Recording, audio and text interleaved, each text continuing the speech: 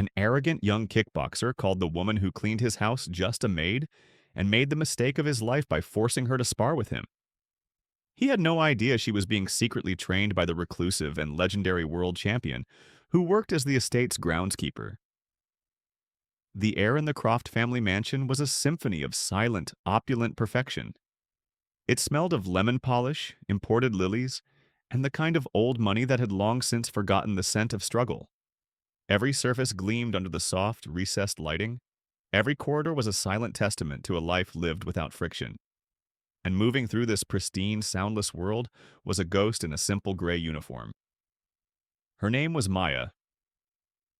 To the Croft family, she was a pair of hands, a function, a necessary but invisible component of their effortless existence. If you believe that a person's worth is defined by their character, not their job title, do us a favor and subscribe to the channel. And let us know in the comments. What is the most profound lesson someone has taught you when you least expected it? Maya's movements were a ballet of quiet efficiency. She cleaned with a focused, meditative grace, her expression a mask of placid neutrality. But behind that mask, her mind was a whirlwind. This job, this position of quiet servitude, was her lifeline. It was the only thing keeping a roof over her younger brother's head, the only thing funding his community college textbooks. So she absorbed the daily slights, the casual dismissals, the sheer crushing invisibility, and converted her simmering rage into fuel. Fuel for a secret life that began after her shift ended. The source of most of her daily humiliations was Julian Croft.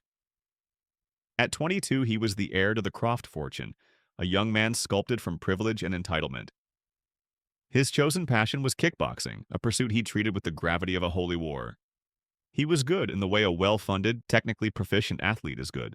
He was preparing for a regional tournament, and the entire estate revolved around his training schedule. The mansion's basement had been converted into a state-of-the-art private gym that rivaled any professional facility in the city. Maya! Julian's voice barked from the gym doorway. When you're done dusting the Ming vases, get down here and wipe down the heavy bag. I'm starting to smell your cheap cleaning products over the smell of my genuine leather gloves. He didn't wait for a reply, simply letting the door swing shut. Maya took a slow, deep breath, the familiar heat rising in her chest. She closed her eyes and channeled the words of her mentor, a voice that had become the anchor of her sanity. Anger is a weapon, Maya, but an undisciplined weapon wounds the one who wields it. Control it. Store it. Use it not to destroy, but to build. Her mentor was the estate's other ghost, a man named James, the groundskeeper. He was a quiet, sad-eyed man in his late 40s who spoke in clipped, thoughtful sentences and moved with the impossible grace of a predator. The Crofts had hired him years ago, content with his quiet diligence and the fact that he never asked for anything. They had no idea that their groundskeeper was James Silent Storm Washington, the undefeated 5-time MMA world champion who had vanished from public life 2 decades ago after a tragic accident in the ring had claimed the life of his best friend. He had come to this quiet, isolated estate to bury his past and live out his days in anonymous penance. But then he had seen Maya. He had seen her one afternoon when Julian had, in a fit of pique, shoved one of the other older maids. James had seen the flash of pure, protective fury in Maya's eyes, a fire he recognized from his own youth. He saw her coiled strength, her desperate need for an outlet. And so, the ghost of the fight world had decided to take on one last student. Their training sessions were a secret ritual, held after midnight in an old, disused barn at the far edge of the sprawling estate. There, surrounded by the scent of hay and damp earth, James had stripped down Maya's raw, street-bred aggression and rebuilt her from the ground up in his own image. He taught her the silent storm style, like a philosophy of absolute defense, of using an opponent's own energy against them, of turning defense into a devastatingly effective offense. He taught her that true power wasn't in the strike, but in the stillness that preceded it. He is a textbook, James had told her, as they practiced under the single bare bulb of the barn, his voice a low rumble. Julian learns techniques. He memorizes combinations. He has no understanding of the soul of combat. He has never been hit by someone who was fighting for their life. His power is built on ego, and ego is a foundation of sand. The inciting incident came a week before Julian's tournament. His final sparring partner, a paid professional, had broken his ankle in a motorcycle accident. Julian was frantic, his carefully laid plans in disarray. "What am I supposed to do now?" he raged to his father over the phone, pacing the pristine gym floor as Maya quietly wiped down the mirrors. "I need a body. I need someone to hit." He hung up and kicked a medicine ball in frustration. It rolled and hit the wall just inches from Maya's head. She didn't flinch. Julian noticed her stillness. A cruel, arrogant smile spread across his face. "Well, well. What do you think, Maya? You look tough." His two friends who were training with him snickered. "My sparring partner bailed. I need some light work just to stay sharp." "It's so easy, even a maid could probably do it." Maya remained silent, continuing to wipe the mirror with deliberate, even strokes. Her silence only infuriated him more. "What's the matter? Cat got your tongue?" He strode over to her, invading her space. "I'm talking to you. Look at me when I'm talking to you." She slowly turned, her eyes meeting his. In her gaze there was no fear. There was only a calm, unnerving emptiness. "I need a sparring partner, Maya," he said, his voice a low, mocking drawl. "Just for a few rounds. Don't worry, I'll go easy on you. I promise not to break a nail. Might even give you a tip if you don't cry." "I do not fight," Maya said, her voice quiet but firm. "Oh, she speaks," Julian exclaimed to his friends. "She does not fight." "How noble." He leaned in closer, his voice dropping to a venomous whisper. "Let me tell you something. You work for my family. You live here because of our generosity. When I tell you to do something, you do it, whether it's scrubbing my toilet or being my punching bag. So get some gear on." It was then that James, who had been trimming the hedges outside the basement gym's windows, heard the exchange. He saw the look on Maya's face, the tightly coiled control that was beginning to fray. He saw Julian's smug, cruel expression. He gave a subtle, almost imperceptible nod, a signal that only Maya would understand. The foundation is sand. "You are ready." Maya looked at Julian, at his laughing friends, at the pristine $1 million gym that was his playground. She thought of her brother, of her promise to provide for him, but she also thought of James's words. "Dignity is the one thing no one can take from you, Maya, but you must be willing to defend it." "All right," she said, her voice so soft it was almost a whisper. "I will spar with you." Julian and his friends erupted in howls of laughter. The sheer absurdity of it was too much for them. "You hear that, guys?" Julian choked out between laughs. "The maid wants to fight. Get your phones out. This is going to be the funniest thing you've ever seen." The stage was set. The audience was assembled. The humiliation was scheduled to begin. They had no idea they were about to witness the quietest storm they had ever seen. The atmosphere in the basement gym was thick with a kind of cruel, festive anticipation. Julian's two friends, Chad and Brandon, had their phones out, already narrating the impending beatdown for their Snapchat followers. Julian was preening, shadowboxing in the center of the ring, playing to his audience of two. "Rule number 1, he announced loudly so Maya could hear as she emerged from the changing room. "Don't cry on the canvas, it's custom made, hard to clean." Maya ignored him. She had shed her gray maid's uniform. Underneath, she wore a simple, worn but clean black sports bra and faded black leggings. The transformation was startling. The uniform had hidden a physique forged in secret, relentless training. Her muscles were not the bulky, sculpted mass of a bodybuilder, but the dense, functional, and powerful lines of a dedicated fighter. Her arms, her back, her legs, all were testament to the thousands of hours she had spent in the barn with James. She walked to the corner of the ring and, with a roll of athletic tape, began to wrap her hands. The movements were a familiar, calming ritual. Each wrap around the knuckles, each turn around the wrist, was a word in a silent prayer James had taught her. A prayer of control, of focus, of turning anger into energy. Chad whistled from ringside. "Whoa, Jules, check it out. The maid's got some guns. Maybe she's not so soft after all." "It's called manual labor, genius," Julian scoffed, though even he couldn't deny the flicker of surprise he felt. doesn't mean she knows how to use them. As Maya finished wrapping her hands, James appeared at the gym's doorway, a silent, imposing shadow. He held a rake in one hand, his groundskeeper's prop, but his eyes were not on the gym. They were locked on Maya. He gave another almost imperceptible nod. Be the storm, but be the quiet part. The part they don't see coming. Maya stepped through the ropes. The way she moved with a light, balanced, predatory grace sent a sudden, unwelcome chill through Julian. For a fleeting moment, the fun seemed to drain out of the situation, replaced by something serious. He shook it off. This was a maid. What could she possibly do? The bell, a digital chime from a high-end timer, echoed in the gym. "All right, maid," Julian said with a smirk. "Let's dance." He came out fast, a flurry of flashy, aggressive kicks and punches, the kind that looked impressive on Instagram. He threw a sharp right kick aimed at her ribs, and Maya was gone.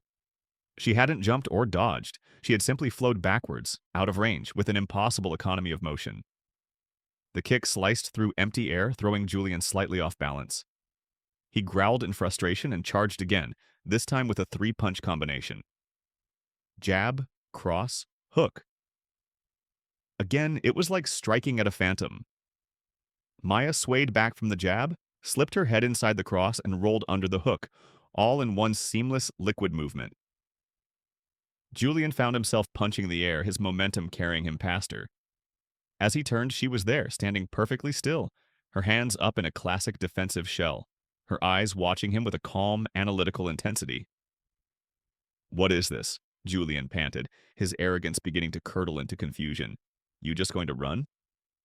"You are telegraphing," Maya said, her voice even and calm. "Your eyes look where you are going to strike. You shift your weight onto your front foot before you jab. And your hook is a loop, not an arc. It is slow." The clinical, accurate breakdown of his technique from the woman he thought was a simpleton stunned him into silence. He shook his head, rage replacing his confusion. "I'll show you slow," he roared, and he attacked with renewed, sloppy fury. For the next 2 minutes, the pattern repeated. Julian, the aggressor, threw everything he had. Maya, the ghost, remained untouchable. She was a living embodiment of the silent storm philosophy. She never moved more than she had to. She used his aggression, his frustration, his wasted energy as her own weapons. The gym, which had been filled with the taunts and jeers of Julian's friends, had fallen completely silent. Chad and Brandon were no longer laughing. Their phones were still recording, but their faces were masks of stunned disbelief. They were watching their friend, their hero, a highly trained kickboxer, being utterly dismantled without a single punch being thrown in return. With 30 seconds left in the round, Julian was gasping for air, his muscles burning with lactic acid, his face a mask of crimson humiliation. He had thrown hundreds of strikes and had hit nothing but air. He was being made to look like a fool, and his rage boiled over. He abandoned all pretense of technique and let out a primal scream, launching a wild, spinning back kick, a desperate, high-risk move intended to end the fight with a spectacular knockout. He put everything he had into it, and it was exactly the mistake James had trained Maya to wait for. As the kick scythed through the air, Maya didn't retreat. She flowed forward, moving inside the arc of the kick. As Julian's body spun past, his back momentarily exposed and his body completely off balance, Maya struck. It was a single, perfect blow, a spinning back kick of her own, delivered not with wild rage, but with cold, surgical precision. The heel of her foot connected with Julian's liver with a sickening, audible thud. It wasn't a knockout blow. It was worse. A full-body paralysis seized Julian. The connection to his nervous system was severed. All the air in his lungs was violently expelled in a strangled gasp. His eyes bulged with a pain so absolute, so profound, that it was beyond his comprehension. He folded in half, his body crumpling to the canvas as if his strings had been cut. He lay there, gasping like a fish on a pier, completely and utterly incapacitated. The bell chimed, signaling the end of the round. In the tomb-like silence of the multi-million-dollar gym, the sound was deafening. Maya stood over him, her breathing barely elevated, her expression not of triumph, but of a quiet, sad finality. She had not wanted this. but she had been forced to prove it. It was James who broke the silence. He stepped out of the shadows of the doorway, his presence filling the room. He walked calmly to the edge of the ring. Chad and Brandon, looking terrified, finally lowered their phones. "What? What was that?" Chad stammered, looking from the writhing form of his friend to the silent woman in the ring. James looked at Maya, a flicker of profound pride in his sad eyes. He then turned his gaze to the two friends. "That," he said, his deep voice resonating with an authority they had never heard before, "was a lesson your friend was not prepared to learn." "But who is she?" Brandon whispered, his voice trembling. "How did she do that?" James allowed himself a small ghost of a smile. "She is the maid. You were right about that." He paused, letting the weight of his next words settle. "But you were wrong about everything else. I trained her. I taught her everything she knows." The two friends looked from the quiet groundskeeper to the woman in the ring and back again, their minds unable to process the reality of the situation. The groundskeeper and the maid. The two most invisible people on the estate had just dismantled their golden boy. "And who are you?" Chad asked, a new kind of fear in his voice. "I'm just the groundskeeper," James said softly. He then looked down at Julian, who had finally managed to curl into a fetal position, still gasping in agony. "And your friend has just discovered the difference between playing a fighter and being one." The fallout was a quiet, internal apocalypse. There was no viral video, no public humiliation. The phones on James's cold, firm instruction were wiped clean. This was a lesson, not a spectacle. But the humiliation that settled deep into Julian's bones was more profound than any online shaming. He had been defeated, utterly and completely, by the woman he considered less than nothing. His entire worldview, built on a foundation of privilege and arrogance, had been demolished by a single, perfectly placed kick. He locked himself in his room for 3 days. When he emerged, he was a different person. The swagger was gone, replaced by a quiet, haunted shame. He fired his coach. He canceled his entry into the tournament. He began to treat the staff not as furniture, but as human beings, offering quiet, awkward good mornings and thank yous. A week later, he found Maya as she was finishing her shift. He didn't say a word, simply handed her an envelope. Inside was $10,000 in cash and a handwritten note with only 3 words. "I am sorry." Maya accepted the envelope. The next day, she gave her notice. The money was enough to pay for her brother's final 2 years of college and a down payment on a small apartment of their own. Her last day on the estate, she met James in the old barn for the last time. "You taught me well," she said, her voice full of a gratitude that went beyond words. "You taught me how to fight." "No," James said, a rare, genuine smile touching his lips.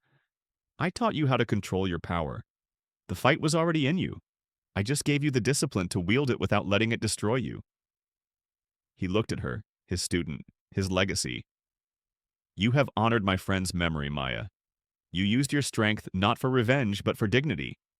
You did not become the monster. That is the only victory that matters." Maya left the estate that day, walking out of the grand gates and into a new life. A life she had earned not just with her hands, but with her spirit. She was no longer a ghost. She was a woman who knew her own power, a power that had been forged in secret by a reclusive champion who had, in teaching her, found a small measure of redemption for himself. The quiet storm had passed, leaving not destruction, but a new, clear, and quiet dawn in its wake. If this story of secret strength, dignity, and unexpected mentorship resonated with you, make sure to subscribe and hit that notification bell for more powerful stories that prove you can never judge a book by its cover. And let us know in the comments below, who is the secret champion in your life that taught you an unforgettable lesson?